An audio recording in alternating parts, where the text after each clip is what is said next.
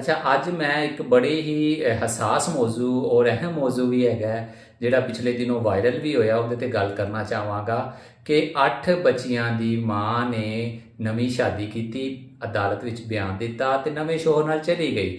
ਜਦਕਿ ਪਿੱਛੇ ਹੁੰਦੀਆਂ ਜਿਹੜੀਆਂ ਕੁੜੀਆਂ ਸਨ ਉਹ ਕੁਰਲਾਉਂਦੀਆਂ ਰਹੀਆਂ, ਰੋਂਦੀਆਂ ਰਹੀਆਂ, ਉਹ ਮਾਂ ਨੂੰ ਕਹਿੰਦੀਆਂ ਰਹੀਆਂ ਕਿ ਤੂੰ ਨਾ ਜਾ, ਲੇਕਿਨ ਉਹ ਆਪਣੇ ਨਵੇਂ ਸ਼ੋਹਰ ਨਾਲ ਜਾਣ ਤੋਂ ਪਿਛਾਂ ਨਹੀਂ ਹਟੀ ਤੇ ਉਹਨੇ ਪਿਛਾਂ ਮੁੜ ਕੇ ਨਹੀਂ ਵੇਖਿਆ। ਤੇ ਦੂਜੇ ਪਾਸੇ ਇੱਕ ਹੋਰ ਵਾਕਿਆ ਵੀ ਸਾਹਮਣੇ ਆਇਆ ਕਿ 18 ਸਾਲ ਦੀ ਇੱਕ ਬੱਚੀ ਜਿਹੜੀ ਕਿ ਡੋਮੈਸਟਿਕ ਇੰਪਲੋਈ ਸੀ, ਘਰ ਵਿੱਚ ਕੰਮ ਕਰਦੀ ਸੀ ਤੇ ਉਹਦੇ ਨਾਲ ਜ਼ਿਆਦਤੀ ਕੀਤੀ ਗਈ। ਨਾ ਸਿਰਫ ਮਾਲਕ ਨੇ ਬਲਕਿ ਡਰਾਈਵਰ ਨੇ ਵੀ ਕੀਤੀ ਔਰ ਐਟ ਦੀ ਐਂਡ ਇਹ ਹੋਇਆ ਕਿ ਉਹ ਫਿਰ ਹਸਪਤਾਲ ਵਿੱਚ ਜਾਨਬਰ ਨਾ ਹੋ ਸਕੀ, ਉਹ ਕੰਪਲੀਕੇਸ਼ਨਸ ਬਣ ਗਈਆਂ, ਉਹਦੀ ਵਜ੍ਹਾ ਤੋਂ ਉਹਦੀ ਡੈਥ ਹੋ ਗਈ। ਉਹਦਾ ਬਿਆਨ ਵੀ ਆਖਰੀ ਚੱਲ ਰਿਹਾ ਹੈ ਜਿਹਦੇ ਵਿੱਚ ਉਹਨੇ ਮਾਲਕ ਦੀ ਵੀ ਗੱਲ ਕੀਤੀ, ਡਰਾਈਵਰ ਦੀ ਵੀ, ਤੇ ਫਿਰ ਇੱਕ ਬਿਆਨ ਵਿੱਚ ਉਹਨੇ ਸਿਰਫ ਡਰਾਈਵਰ ਦੀ ਗੱਲ ਕੀਤੀ। ਤੇ ਇਹ ਦੋਨੋਂ ਵਾਕਿਆਤ ਬਜ਼ਾਹਰ ਦੋ ਮੁਖਤਲਿਫ ਵਾਕਿਆਤ ਨੇ, ਦੋ ਮੁਖਤਲਿਫ ਕੜੀਆਂ ਨੇ, ਲੇਕਿਨ ਦੋਨੋਂ ਦੀਆਂ ਕੜੀਆਂ ਆਪਸ 'ਚ ਮਿਲਦੀਆਂ ਨੇ, ਦੋਨੋਂ ਇੱਕੋ ਹੀ ਜਗ੍ਹਾ ਤੇ ਜਾ ਕੇ ਮਿਲ ਜਾਂਦੇ ਨੇ। ਉਹ ਕਿਸ ਤਰ੍ਹਾਂ ਕਿ ਸਾਡੇ ਇੱਥੇ ਜ਼ਿਆਦਾ ਬੱਚੇ ਪੈਦਾ ਕਰਕੇ ਉਹਨਾਂ ਨੂੰ ਫਿਰ ਬੇਯਾਰੋ ਮਦਦਗਾਰ ਛੱਡ ਦੇਣਾ ਇੱਕ ਆਮ ਜੀ ਗੱਲ ਹੈ।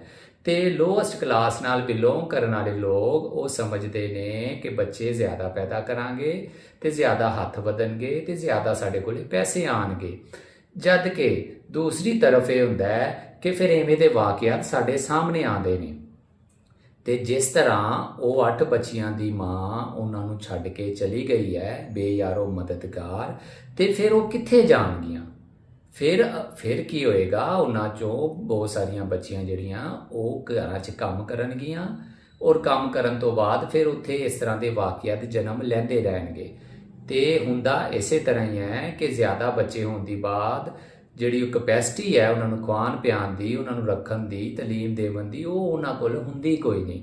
ਫਿਰ ਉਹ ਇਸੇ ਤਰ੍ਹਾਂ ਹੀ ਮੁਖਤਲਿਫ ਘਰਾਂ ਵਿੱਚ ਛੱਡ ਜਾਂਦੇ ਨੇ ਤੇ ਉੱਥੇ ਫਿਰ ਉਹ ਬੇਯਾਰੋ ਮਦਦਗਾਰ ਹੁੰਦੇ ਨੇ। ਤੇ ਮੋਸਟ ਆਫ ਦਾ ਟਾਈਮ ਐਵੇਂ ਹੁੰਦਾ ਹੈ ਕਿ ਉਹ ਪੂਰੇ ਸਾਲ ਦੇ ਯਕਮੁਸ਼ਤ ਪੈਸੇ ਉਸ ਘਰ ਤੋਂ ਲੈਂਦੇ ਨੇ, ਆਪਦਾ ਬੱਚਾ ਬੱਚੀ ਉੱਥੇ ਛੱਡਿਆ ਤੇ ਫਿਰ ਸਮਝੋ ਵੀ ਉਹ ਬੱਚਾ ਤੇ ਬੱਚੀ ਉਹਨਾਂ ਦੇ ਰਹਿਮੋ ਕਰਮ ਤੇ ਜਿਸ ਘਰ 'ਚ ਤੁਸੀਂ ਛੱਡ ਕੇ ਆਏ ਜੇ, ਤੇ ਫਿਰ ਉਹ ਉਹਨਾਂ ਨਾਲ ਤਸ਼ੱਦਦ ਕਰਨ, ਉਹਨਾਂ ਨਾਲ ਜ਼ਿਆਦਤੀਆਂ ਕਰਨ, ਉਹਨਾਂ ਨਾਲ ਗੁੱਸਾ ਕਰਨ, ਉਹਨਾਂ ਨੂੰ ਮਾਰਨ ਕੁੱਟਣ, ਜੋ ਵੀ ਕਰਨ। ਫਿਰ ਉਹ ਬੱਚੇ ਵੀ ਆਪਣੇ ਆਪ ਨੂੰ ਆਪਣੇ ਜ਼ਹਿਨੀ ਤੌਰ ਤੇ ਐਡਜਸਟ ਕਰ ਲੈਂਦੇ ਨੇ ਕਿ ਸਾਡੇ ਮਾਂ-ਪਿਓ ਨੇ ਤਾਂ 5-6 ਮਹੀਨੇ ਬਾਅਦ ਚੱਕਰ ਲਾਣਾ, ਜਾਂ ਕਦੀ ਉਹਨਾਂ ਨੇ ਪੁੱਛਣਾ, ਸ਼ਾਇਦ 2-2 ਸਾਲ 3-3 ਸਾਲ ਪੁੱਛਣਾ ਵੀ ਨਹੀਂਗਾ। ਤੇ ਫਿਰ ਉਹ ਜ਼ਹਿਨੀ ਤੌਰ ਤੇ ਤਿਆਰ ਹੁੰਦੇ ਨੇ ਜੋ ਵੀ ਉਹਨਾਂ ਨਾਲ ਹੁੰਦਾ ਰਹੇ। ਪਹਿਲੀ ਗੱਲ ਤਾਂ ਉਹ ਇਮੈਚੁਰ ਜ਼ਹਿਨ ਹੁੰਦੇ ਨੇ, ਤੇ ਦੂਜੀ ਗੱਲ ਹੈ ਕਿ ਫਿਰ ਉਹ ਅਗਰ ਮੈਚੁਰ ਵੀ ਹੋ ਜਾਣ ਤੇ ਫਿਰ ਉਸ ਤੋਂ ਬਾਅਦ ਉਹ ਮੈਂਟਲੀ ਐਡਜਸਟ ਕਰ ਲੈਂਦੇ ਆਪਣੇ ਆਪ ਨੂੰ ਕਿ ਇਹੋ ਹੀ ਕਿਸਮਤ ਹੈ ਤੇ ਇਹੋ ਹੀ ਕੁਛ ਹੈਗਾ।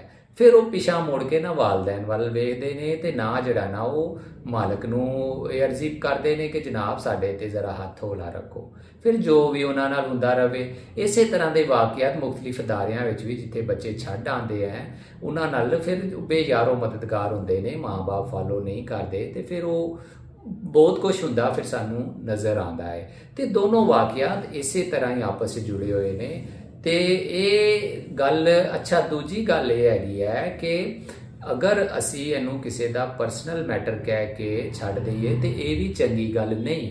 ਚੰਗੀ ਕਿਉਂ ਨਹੀਂ? ਕਿਉਂਕਿ ਉਹਦਾ ਜਿਹੜਾ ਮੈਟਰ ਹੈ ਉਹ ਸੁਸਾਇਟੀ ਦੇ ਉੱਤੇ ਅਸਰਅੰਦਾਜ਼ ਹੋ ਰਿਹਾ ਹੈ, ਉਹ ਸਾਡੀ ਜਨਰੇਸ਼ਨ ਦੇ ਉੱਤੇ ਅਸਰਅੰਦਾਜ਼ ਹੋ ਰਿਹਾ, ਆਉਣ ਵਾਲੀ ਜਨਰੇਸ਼ਨ ਦੇ ਉੱਤੇ ਅਸਰਅੰਦਾਜ਼ ਹੋਵੇਗਾ ਤੇ ਇਹ ਜਿਹੜਾ ਇੰਪੈਕਟ ਹੈ ਇਹ ਠੀਕ ਨਹੀਂ ਜਾਵੇਗਾ। ਤੇ ਲਿਹਾਜ਼ਾ ਅਸੀਂ ਪਰਸਨਲ ਮਾਮਲਾ ਕਹਿ ਕੇ ਵੀ ਉਹਨੂੰ ਦਫਾ ਨਹੀਂ ਕਰ ਸਕਦੇਗੇ। ਤੇ ਦੂਜੀ ਗੱਲ, ਪਹਿਲੀ ਗੱਲ ਤਾਂ ਹੈਗੀ ਕਿ ਉਹ ਮਾਂ-ਪਿਓ ਨੂੰ ਸੋਚਣਾ ਚਾਹੀਦਾ ਜਦੋਂ ਅਸੀਂ ਜੰਮ ਲਏ ਨੇ ਫਿਰ ਅਸੀਂ ਇਹਨਾਂ ਨੂੰ ਛੱਡ ਕੇ ਕਿਉਂ ਟੁਰ ਰਹੇ ਹਾਂ। ਫਿਰ ਸਾਡੀ ਜ਼ਿੰਮੇਵਾਰੀ ਹੈ, ਸਾਡੀ ਅਖਲਾਕੀ ਜ਼ਿੰਮੇਵਾਰੀ ਵੀ ਹੈ, ਸਾਨੂੰ ਜਿਹੜਾ ਨਾ ਉਹ ਸਾਡਾ ਮਜ਼ਹਬ ਜਿਹੜਾ ਹੈ ਉਹ ਵੀ ਸਾਨੂੰ ਇਹ ਕਹਿੰਦਾ ਹੈ ਬੱਚਿਆਂ ਦਾ ਹੀ ਦੇਖਭਾਲ।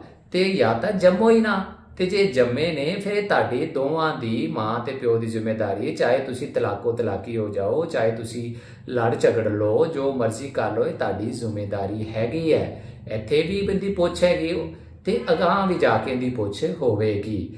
ਲਿਹਾਜ਼ਾ ਇਹ ਪਰਸਨਲ ਮੈਟਰ ਕਿਸੇ ਦਾ ਕਹਿ ਕੇ ਉਹਦੇ ਇੰਪੈਕਟ ਜਿਹੜੇ ਆਉਣ ਵਾਲੇ ਨੇ ਉਹਨੂੰ ਅਸੀਂ ਝੁਠਲਾ ਨਹੀਂ ਸਕਦੇ, ਨਾ ਹੀ ਸਾਨੂੰ ਉਹਨੂੰ ਰੱਦ ਕਰਨਾ ਚਾਹੀਦਾ, ਬਲਕਿ ਐਵੇਂ ਦੇ ਵਾਕਿਆਤ ਦੇ ਉੱਤੇ ਸੋਚ ਵਿਚਾਰ ਹੋਣੀ ਚਾਹੀਦੀ, ਗੱਲਬਾਤ ਹੋਣੀ ਚਾਹੀਦੀ, ਉਹਦਾ ਕੋਈ ਸੱਦੇ ਬਾਬ ਵੀ ਹੋਣਾ ਚਾਹੀਦਾ ਤੇ ਪਹਿਲੀ ਗੱਲ ਤਾਂ ਮਾਪਿਓ ਜ਼ਿੰਮੇਦਾਰ ਨੇ, ਉਹ ਘਰੇਲੂ ਤਸ਼ੱਦਦ ਦੇ, ਜਾਂ ਜਿਹੜੇ ਉਹ ਬੇਯਾਰੋ ਮਦਦਗਾਰ ਮਾਂ ਛੱਡ ਕੇ ਟੁਰ ਗਈ ਹੈ। ਤੇ ਦੂਜੇ ਨੰਬਰ ਤੇ ਇਹ ਹੈ ਕਿ ਪ੍ਰੋਟੈਕਸ਼ਨ ਐਕਟ ਵੀ ਹੋਣਾ ਚਾਹੀਦਾ ਹੈ, ਖਾਸ ਕਰ ਡੋਮੈਸਟਿਕ ਘਰਾਂ, ਜੋ ਡੋਮੈਸਟਿਕ EMPLOYE ਨੇ ਉਹਨਾਂ ਦੇ ਹਵਾਲੇ ਨਾਲ, ਜਿਹੜਾ ਕਿ ਸਾਡੇ ਇਸ ਮੁਲਕ ਵਿੱਚ ਸ਼ਾਇਦ ਕਿਤੇ ਨਾ ਨਜ਼ਰ ਆਉਂਦਾ ਹੈ, ਨਾ ਹੈਗਾ, ਤੇ ਨਾ ਕਿਤੇ ਇੰਪਲੀਮੈਂਟੇਸ਼ਨ ਉਹਦੀ ਕਿਧਰੇ ਹੈਗੀ ਹੈ। ਤੇ ਲਿਹਾਜ਼ਾ ਉਹ ਸੋਸ਼ਲ ਐਕਟੀਵਿਸਟ, ਉਹ human rights activist, human rights defender, ਇਸ ਹਵਾਲੇ ਨਾਲ ਵੀ ਇਹਦੇ ਤੇ ਗੱਲਬਾਤ ਹੋਣੀ ਚਾਹੀਦੀ ਹੈ। ਪ੍ਰੋਟੈਕਸ਼ਨ ਐਕਟ ਹੋਣਾ ਚਾਹੀਦਾ ਹੈ ਕਿ ਡੋਮੈਸਟਿਕ EMPLOYE ਦੇ ਉੱਤੇ ਜਿਹੜੇ ਵਾਇਲੈਂਸ ਹੁੰਦਾ ਹੈ, ਜਿਹੜੀਆਂ ਉਹਨਾਂ ਨਾਲ ਜ਼ਿਆਦਤੀਆਂ ਹੁੰਦੀਆਂ, ਜ਼ੁਲਮ ਹੁੰਦਾ ਹੈ, ਉਹਦੇ ਤੇ ਸਟੇਟ ਵੀ ਕੋਈ ਨਾ ਕੋਈ ਐਸਾ ਕੰਮ ਕਰੇ ਕਿ ਉਹ ਮਹਿਫੂਜ਼ ਹੋ ਸਕਣ। ਇਹ ਬੜਾ ਹੀ ਅਹਿਮ ਮੌਜੂ ਹੈ, ਇਹਦੇ ਤੇ ਗੱਲਬਾਤ ਹੁੰਦੀ ਰਹਿਣੀ ਚਾਹੀਦੀ ਹੈ। ਸ਼ੁਕਰੀਆ।